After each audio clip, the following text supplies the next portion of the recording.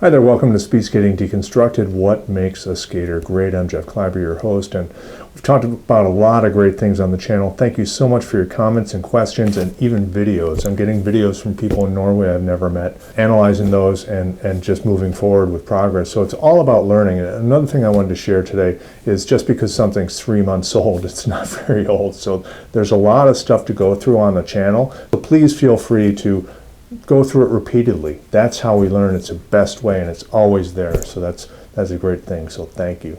Today I wanted to speak about something very important: skates.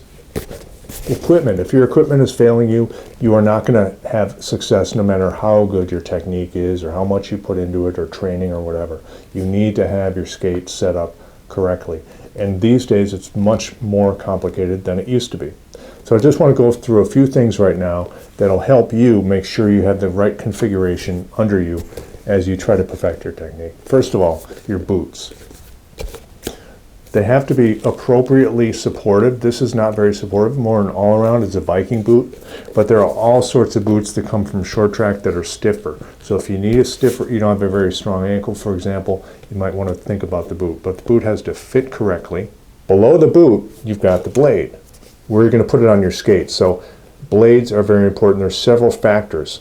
Is the placement correct? You can see from here, mine's a little offset to the inside on my left skate. So it depends on your skating style again. So work with someone who knows this stuff, but this matters, where it is under the blade, under the boot. Also, how's the radius? It's not a flat blade, although it looks that way from far away. As you know, as a skater, it's not flat. So make sure the curve, the radius, is correct. Some people have two curves and they meet at the middle, and there's a high point. So there are different things you want to make sure you have, because where you pivot on the skate and where you carve depends on this radius under your blade. So make sure that's good. Also, how's the bend? Mine has a slight bend. I'm an all-around skater, but you know, sprinters out there, they've got like a wicked bow almost on their skates so they can hang the last inner in Calgary and Salt Lake City. So make sure that that is appropriate for your skating style. Also, are your skates sharp?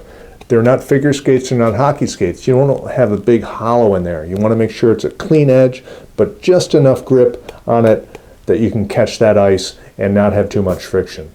Also, importantly, now we have a machine. How's the clap working? Is it appropriate stiffness? Does it bounce back correctly? There are different stiffnesses to this hinge on the front, and when you make that right for you, it opens up appropriately so you can move away from the skate. So all these things really need to be in your favor. You don't want to fight your equipment to skate well. So just make sure you've got these things. There are usually guys hanging around, guys or ladies hanging around rinks around the world, and I've always found them who can help me with my equipment. So it's always great to find experts that'll help you, because we can't be expert in everything, but we can always learn. So that's it from this edition of Speed Skating Deconstructed, What Makes a Skater Great. I'm Jeff Kleiber, and thanks so much for tuning in. We'll see you next time.